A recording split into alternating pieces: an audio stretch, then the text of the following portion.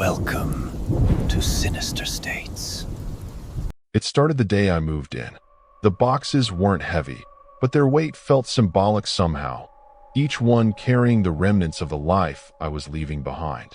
My old apartment in the city had been loud, cluttered, and lonely all at once, and the thought of escaping to a quieter neighborhood had felt like salvation.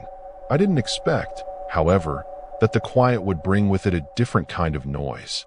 The first morning in my new home, the sun rose pale and hesitant behind a thin veil of clouds. The neighborhood seemed like something from a postcard: small manicured lawns, hedges clipped with precision, cars parked neatly along the curb. I could hear the faint hum of distant lawnmowers and the occasional bark of a dog.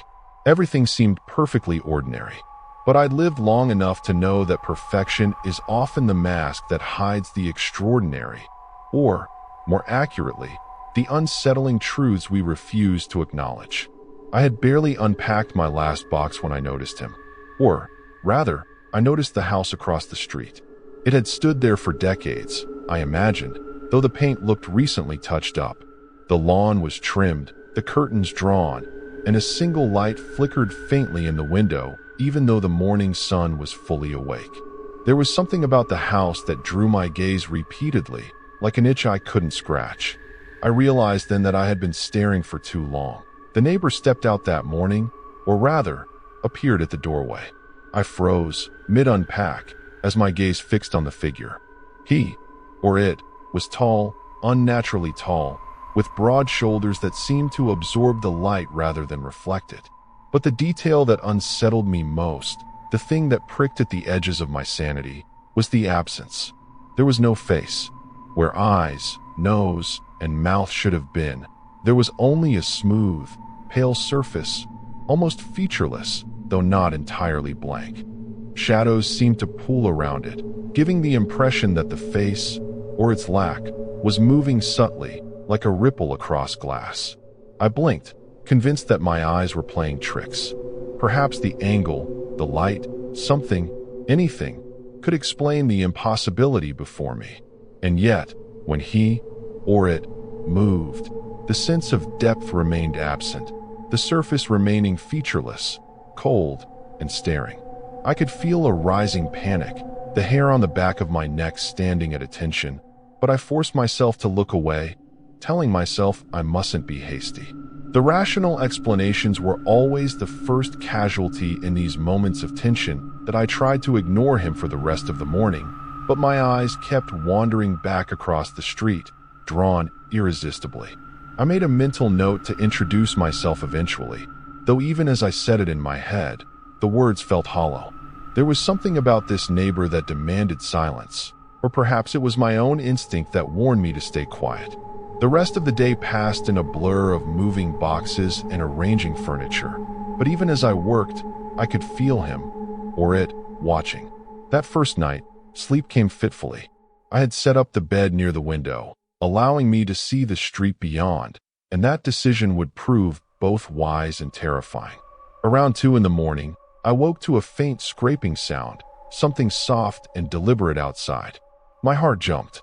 I strained to listen, but the suburban symphony of crickets and distant traffic continued uninterrupted. I told myself it was nothing, perhaps a stray branch brushing against the siding, the wind shifting slightly. But then I saw it. Standing under the lone streetlight across the way, the figure waited.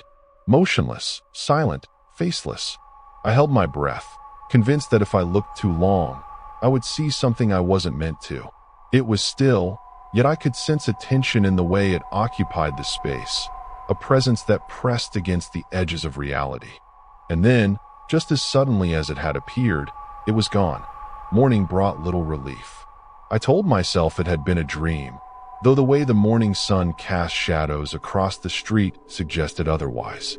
Breakfast felt hollow. The neighborhood moved in its usual rhythm. The mail carrier dropped off letters. The neighbor with the golden retriever jogged past, waving cheerily. Everything was normal. Everything was calm. And yet, beneath the veneer of suburban normalcy, a shadow had been planted, something that could not be ignored. Days passed. I observed him, or it, each night, without fail. Faceless, silent, watching. Occasionally, I would catch him in peripheral vision, standing near the window or pacing the edge of the driveway. Sometimes, I dared to blink, hoping to see the ordinary, a man adjusting his hair, a tired worker returning from a long day. But the face never appeared. It was an absence that felt intentional, as though the world itself had decided that my neighbor's true identity should remain hidden. I tried rational explanations. Perhaps it was a mask, a costume, some elaborate prank by a resident with too much time and too little sense. But then came the scratches. First subtle, on the side of my house, faint enough that I dismissed them as weathering. Then deeper, more deliberate, following patterns that seemed familiar yet impossible to trace. They appeared on the wooden fence, the porch railing, and once, even the window pane. Always in the hours before midnight. I began documenting everything, writing in a journal each night, noting times, behaviors, and my own reactions. The pattern was unmissable. He, or it, appeared only at night, and only when no one else was outside. The air around him felt thicker, heavier, charged with a tension that I couldn't shake. Every sound in the neighborhood became suspect. The rustle of leaves, the creak of a branch, even the distant hum of a car engine. I became acutely aware of the vulnerability that night brought, the sense that darkness had rules I had not yet learned. One evening, emboldened by a mix of fear and stubborn curiosity, I decided to confront the presence. I waited until midnight, watching from my window. The street lay quiet. Then, without warning, he, or it, emerged from the shadows, gliding rather than walking, the movement smooth and otherworldly. My heart pounded, but I forced myself to step outside, the cool night air prickling against my skin. "Who are you?" I called, voice trembling despite my attempt at firmness. No reply. Only the faceless void regarded me, unblinking, still, as though considering whether I was worthy of an answer. The wind shifted, carrying a faint whisper I couldn't place, words perhaps, but indistinct, slipping through my perception before I could catch them. I wanted to flee, to retreat to the safety of my home, yet I found my legs rooted, curiosity clashing with terror. For a long moment, we simply existed in that silent confrontation. I felt as if time had paused, suspended by the weight of a presence I did not understand. Then, as though deciding I had failed some unspoken test, the figure turned slowly, moving back into the shadows, disappearing from view. Sleep became impossible after that night. Every creak of the floorboards, every rustle of leaves, every distant sound sent me into a spiral of anxiety. I began to notice details in the neighborhood I had overlooked. The way some windows were always drawn at night, the odd spacing between certain streetlights, even the peculiar alignment of garden ornaments. Patterns emerged where none should exist, and all pointed toward a reality that made less and less sense. The days blurred into weeks. I attempted to speak with neighbors, but my questions were met with polite smiles and deflections. "Oh, that house. The previous owners were eccentric," someone said. Another suggested that I shouldn't worry about what I see at night. Their responses were polite, but their eyes darted, their words clipped, as though rehearsed. I realized that there was a tacit agreement in the neighborhood. Do not speak of the faceless neighbor. I began noticing things that defied explanation. Footprints appearing in frost that did not match the height or gait of the figure. Lights in the house flickering though no one seemed present. Shadows moving independently of their objects.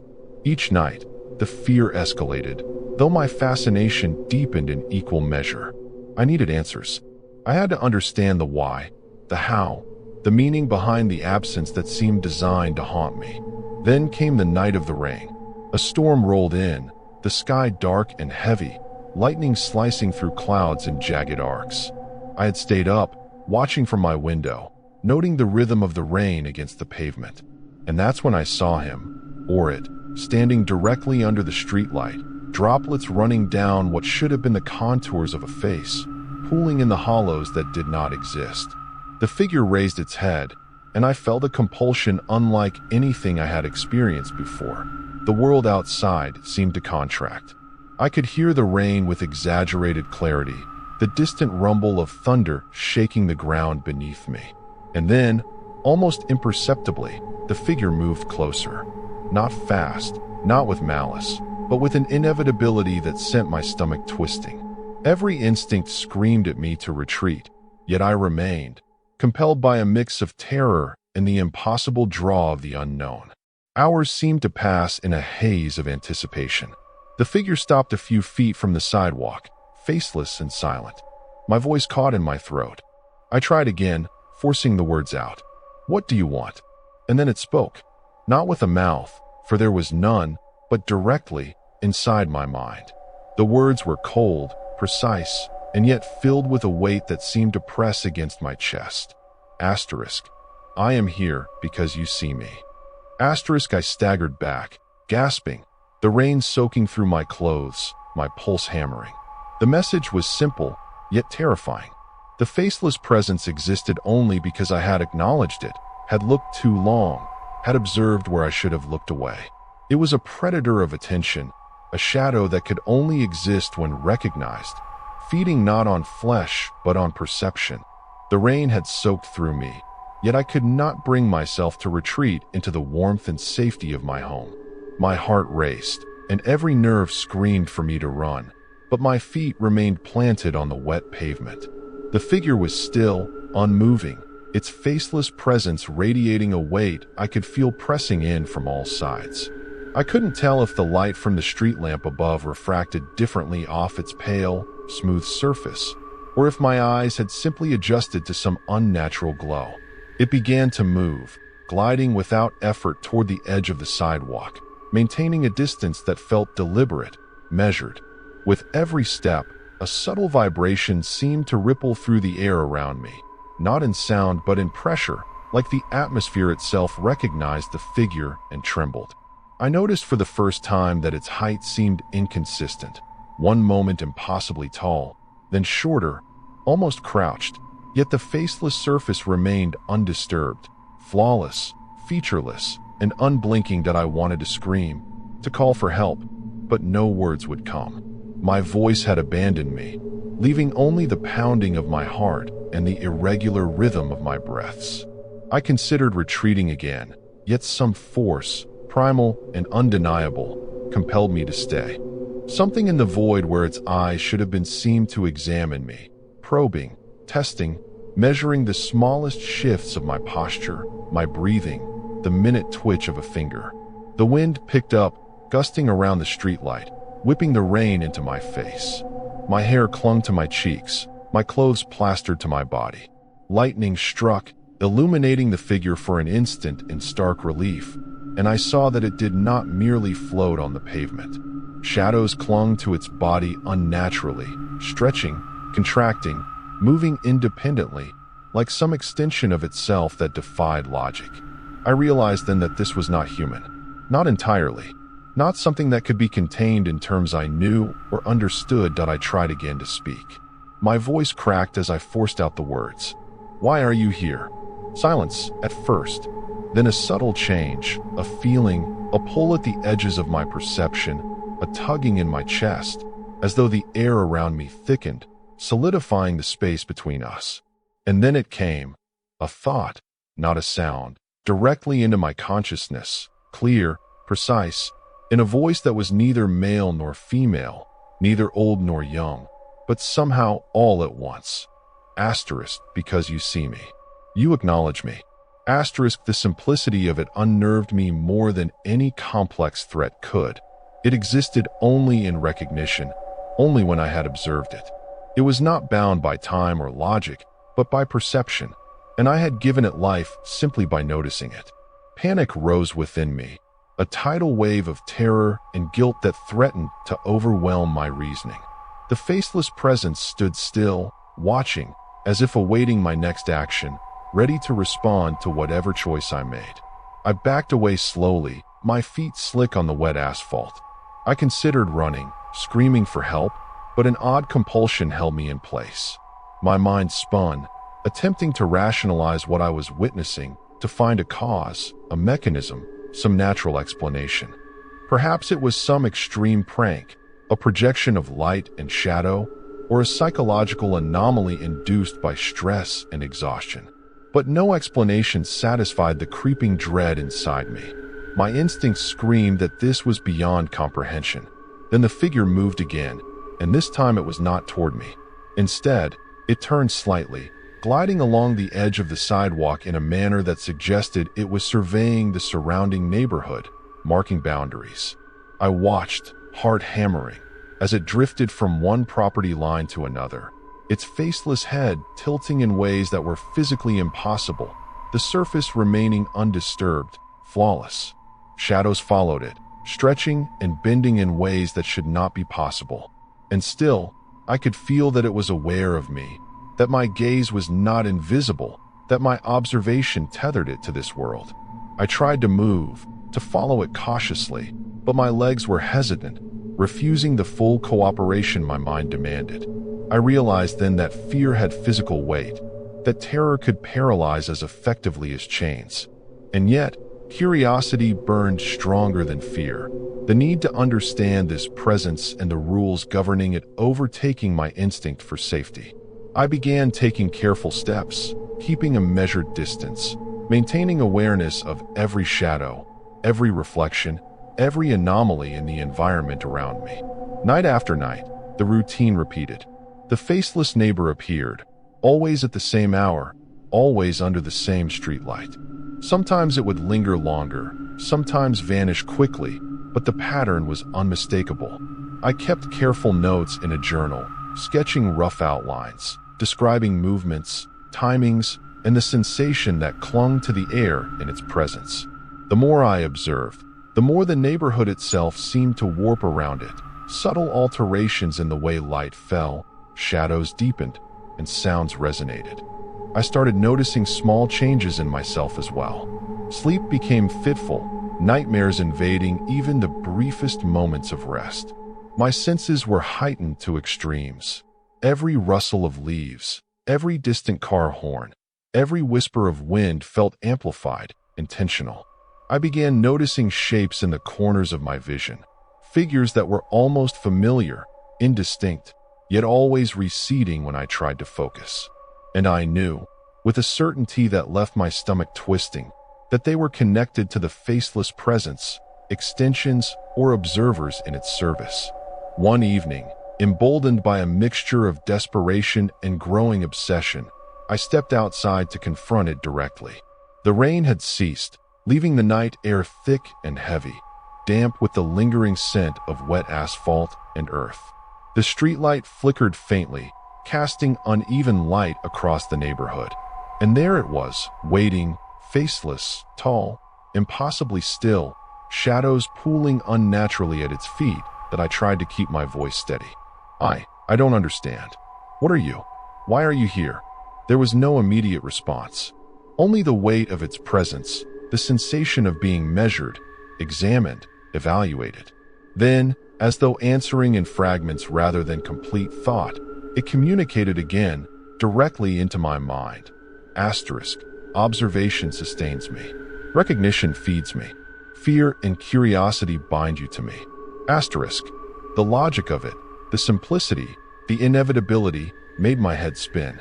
It was feeding on me, or at least using my perception to exist in this space. My attention was the conduit for its presence, and every glance, every thought about it, strengthened the unnatural tether. I staggered backward, trying to break eye contact, to withdraw from this invisible force, but it remained, unwavering, persistent, unrelenting. As nights passed, I noticed other subtle phenomena. Objects slightly displaced in my home, faint impressions in dust or frost that had not been there before, and fleeting glimpses of shapes in reflective surfaces that moved independently of my own actions. The faceless presence was not confined to the sidewalk. It extended influence, reaching in ways that were imperceptible yet undeniable. The world itself seemed to bend subtly, rhythmically, around its existence. I became increasingly isolated. Conversations with neighbors were avoided. my work distracted by the overwhelming preoccupation with observing and understanding this entity. The journal became my lifeline, a record of events and patterns that no one else could verify or comprehend.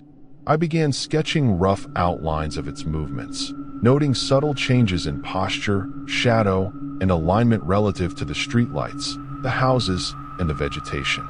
Every detail felt significant, a potential key to understanding the incomprehensible.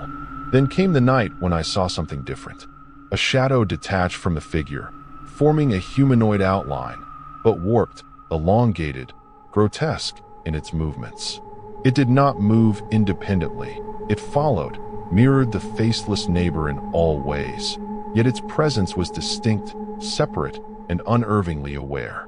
My breath caught in my throat as I realized that there were layers to its existence, that the faceless neighbor was not alone in its domain. I tried to run then, the first attempt at true escape.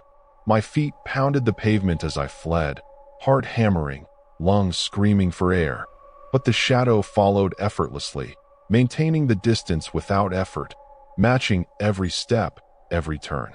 When I glanced back, the faceless neighbor stood at the edge of the street, unmoving, yet I could feel the pressure of its gaze through the air itself, as though it extended beyond its form, stretching across distance to hold me in place. The next morning, I awoke exhausted, drenched in sweat despite the cool air of the room. My journal lay open, pages filled with sketches and observations, my handwriting erratic, almost frantic. I tried to rationalize stress, overwork, paranoia. But the evidence, the undeniable impressions left in dust, the patterns of the shadows, and the events themselves defied reason. I knew the faceless presence was real, and I knew that I had been tethered to it, observed, and measured from the first night I arrived. Days turned into weeks. My routines became dictated by anticipation, observation, and attempts to map its behavior. Each night, the faceless neighbor emerged, gliding, observing, sometimes accompanied by the secondary shadows that I had begun calling echoes. The neighborhood itself became a study in tension. The ordinary facades of suburban life felt increasingly surreal, hollow, and false. I could sense, rather than see, the influence spreading subtly through spaces that should have remained mundane. One night, emboldened by a mixture of fear and obsession, I decided to test its limitations. I stepped outside, moving away from my usual observation points, venturing into areas previously avoided, alleyways, side streets, and the margins of the neighborhood. The faceless neighbor appeared almost immediately, gliding effortlessly to intercept my path. The echoes followed. I realized then that there were boundaries, invisible lines that governed its movement, extending its influence outward but constrained by some unknown rules. The boundaries fascinated me. Every night, I tried subtle experiments, taking a step too far down an alley, pausing at a street corner I had never crossed before, tilting my head to see if it would react. And every night, it did. The faceless neighbor, if that is even a name, responded with a precision that suggested awareness beyond any human capability. Shadows stretched, contracted, and sometimes merged into shapes I could barely comprehend. The echoes followed, mirroring movements, forming patterns that seemed deliberate. I started seeing them in ways I hadn't noticed before. They weren't entirely human, not even remotely. Their forms were elongated, their joints twisted at angles that made no sense. Yet they moved with purpose, their motions eerily silent, smooth, and precise. One night, I counted 7 of them. 7 faceless echoes surrounding the neighbor, gliding along invisible lines, tracing paths I couldn't even perceive without careful observation. The realization hit me.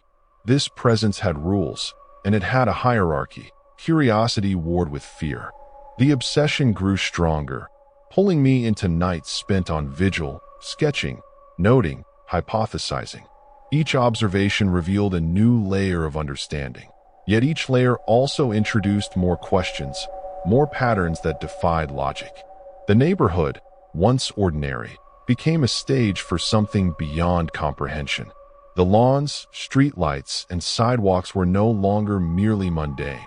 They were markers, grids, and boundaries, elements in some vast system I could only partially see. I began experimenting with interaction, not speaking, not moving abruptly, but slight gestures, a step forward, a pause, a tilt of the head. The faceless neighbor responded subtly, always adjusting, maintaining a distance that felt intentionally calculated. The echoes mirrored the same precision, always one step behind, always tracking. I realized with a chill that this was not surveillance in the ordinary sense. It was training, testing, and perhaps preparation. But for what? I could not yet determine. Sleep became fragmented. Dreams blurred into waking hours, nightmares infiltrating the day. I would glimpse shapes in the corner of my eye, fleeting figures that disappeared when I tried to focus. The shadows of trees seemed alive, stretching toward me in impossible angles. Streetlights flickered in patterns that suggested movement rather than malfunction. And always, the faceless neighbor, always observing, always tethering itself to my awareness, feeding off my attention in ways I could not fully understand. One night, I saw something impossible. The figure paused mid-street, and for a fraction of a second, a face appeared, not human, but something resembling it. Two hollow sockets, sunken and dark, where eyes might have been, a subtle indent suggesting a mouth. It was fleeting, gone before I could fully process it. But the impression remained, burned into my memory, haunting me in the hours before dawn. I knew then that the facelessness was deliberate, a concealment, a mask, and that there was an entity beneath it, something more complex than I could yet comprehend. The first conversation came in fragments, not through sound, but through a mental push, subtle yet undeniable. Asterisk, you see too much. You notice too much. Asterisk, the words were not threatening, not exactly, but they carried weight, responsibility, awareness, and an implication that I had crossed some invisible line by observing too closely. I realized I was no longer a passive witness. I had become a participant, a node in a system that existed outside natural law, tethered by perception and attention. I tried to avoid confrontation after that, but avoidance proved impossible. Each night, I was drawn back to the window, the street, the edge of my own safety. The faceless neighbor did not wait passively. It tracked, calculated, and enforced boundaries. I began documenting its behaviors in more detail: speed, trajectory, reaction time, and even the interactions with the echoes. They were coordinated, almost intelligent, each movement precise yet fluid, suggesting a kind of communication I could not yet comprehend. Then, the first touch happened. Not physical, not in the ordinary sense, but a sensation that rippled through me. I was standing at the edge of the driveway, notebook in hand, sketching patterns in the shadows, when a chill ran through my body, deep in my chest, like ice seeping into muscle and bone. I froze, heart pounding, and the faceless neighbor glided toward me, stopping just short of the boundary I had unconsciously defined. And then I felt it, a pressure, like a finger pressing gently but insistently on my mind. Asterisk, observe carefully. Remember, asterisk. It was subtle, yet I staggered, caught off guard by the intensity. The echoes shifted, some sliding closer, others retreating, all responding to an invisible command. And then, as silently as it had come, the sensation vanished, leaving me trembling in the cool night air, soaked by dew and rain that had returned in intermittent droplets. I realized that interaction was not a threat. It was instruction, guidance, and perhaps testing. Days blurred together after that. I became obsessed, addicted to the nightly ritual. Each observation revealed more patterns, more details, more impossible phenomena. Lights flickered in sequences, shadows traced geometric shapes, echoes moved with synchronicity, and I documented it all, sketching patterns, recording times, noting distances. I began to feel as if I were participating in something far larger than myself, an invisible web of rules and entities that governed the night. Sleep became nearly impossible. My mind, overstimulated by observation and analysis, began to fracture. Dreams and waking reality merged.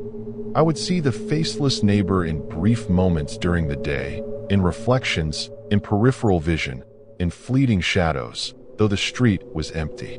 I could hear whispers, indistinct, in the back of my mind, repeating fragments. Observe. Boundaries. Follow the rules. I began waking up in cold sweats, journal pages soaked, hands trembling, unable to recall fully what I had written. And then, something new happened. The faceless neighbor, or the entity beneath, stepped closer than ever before. I was standing on my porch, notebook clutched in one hand, pencil in the other, and it glided across the street, stopping at the edge of my property line. Its surface remained smooth, faceless, flawless, yet the air around it thickened, heavy, oppressive, like the moment before a storm that a thought entered my mind, not a sound, but a direct imprint. Follow me. My pulse surged. Fear, excitement, and dread collided in equal measure.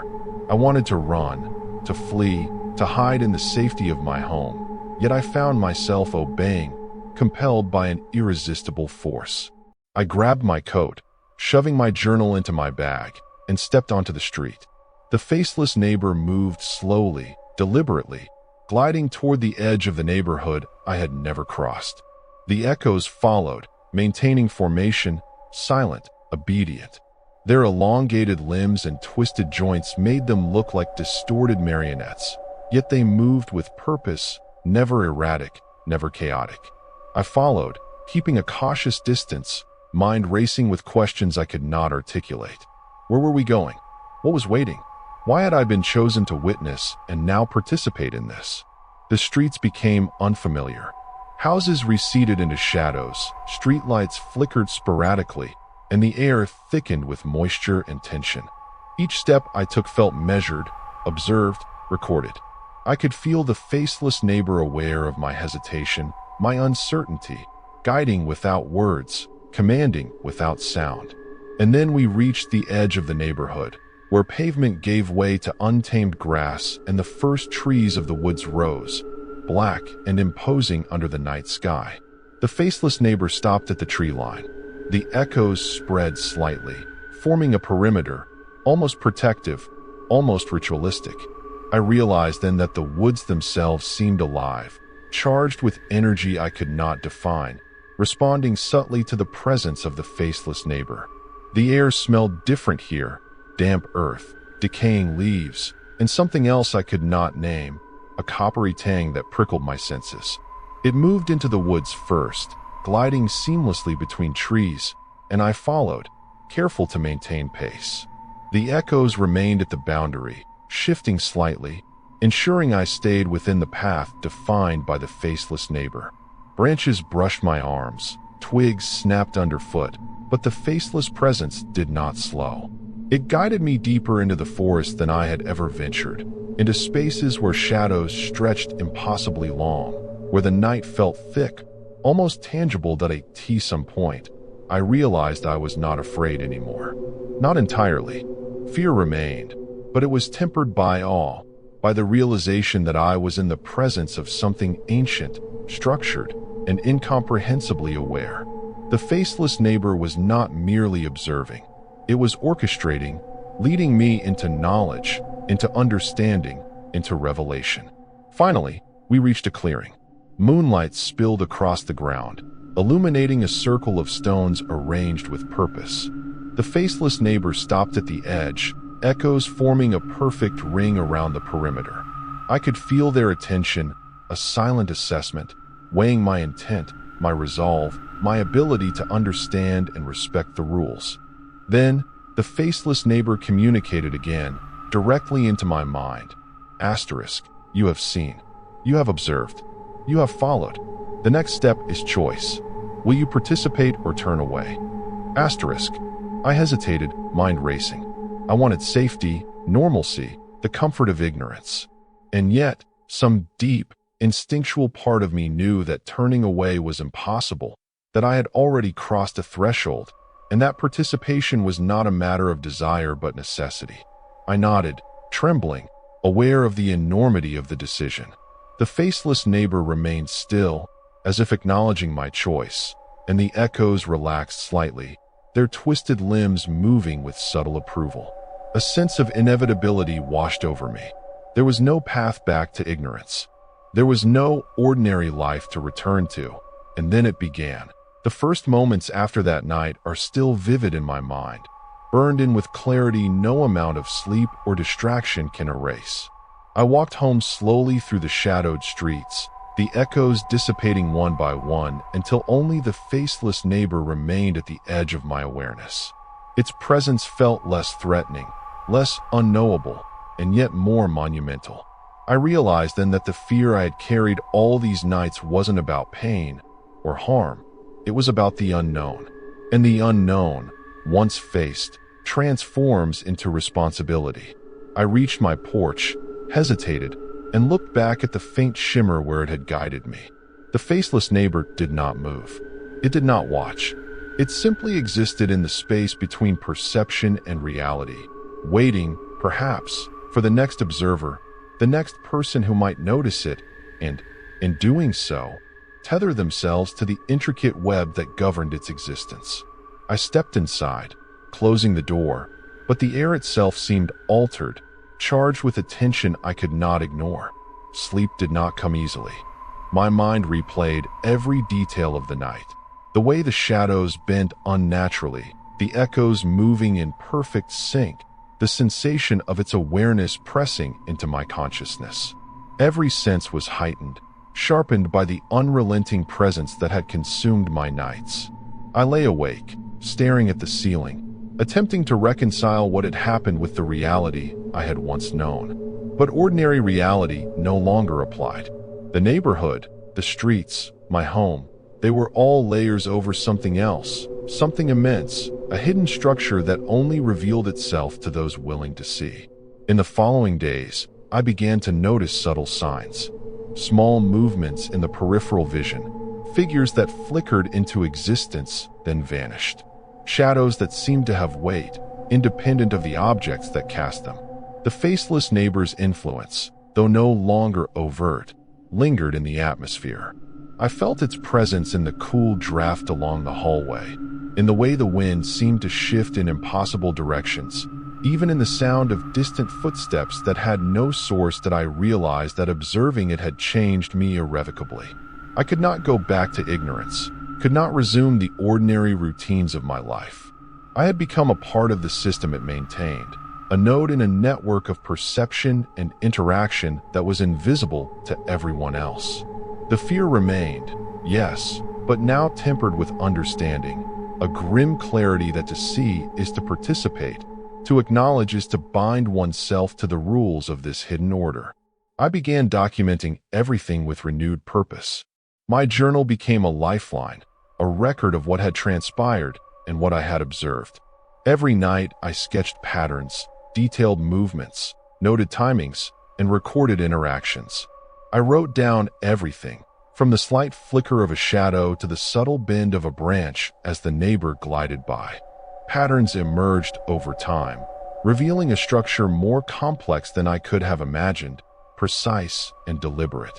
Each page of my notes was a small tether, a method to maintain sanity while living alongside something incomprehensible. And yet, I also began noticing changes within myself. The hyper-awareness that had initially been exhausting became second nature. My senses attuned to anomalies I had never noticed before. I could feel the subtlest shifts in air, the smallest deviations in shadow. My perception of space and time warped slightly, stretched by repeated nights of observation. It was as if the faceless neighbor had left a mark on me, an imprint that extended beyond the night. Lingering in my waking hours, I started to understand its purpose. Not malevolent, not benign, simply a force that maintained order, a guardian of boundaries invisible to ordinary eyes. The faceless neighbor and its echoes existed to observe, to enforce, to ensure that whatever system governed this hidden network remained intact. And I, by witnessing, by acknowledging, had become a participant. I had been chosen, though perhaps not for greatness or reward, but because recognition alone was a form of responsibility. Over time, I adapted. The fear remained, yes, but it evolved into something manageable, something that coexisted with awareness. I learned to move through the night with caution, to observe without obsession, to respect the boundaries that were no longer invisible but partially understood. The faceless neighbor continued to appear, not daily, not constantly, but in moments when its presence was necessary, a reminder, a guide, a teacher in the silent, unspoken rules of this hidden world. I cannot claim to fully understand it, and I do not pretend to. Some questions will never have answers, and some truths are beyond comprehension. But I have learned that fear, when confronted, becomes a tool. Awareness, when embraced, becomes a responsibility.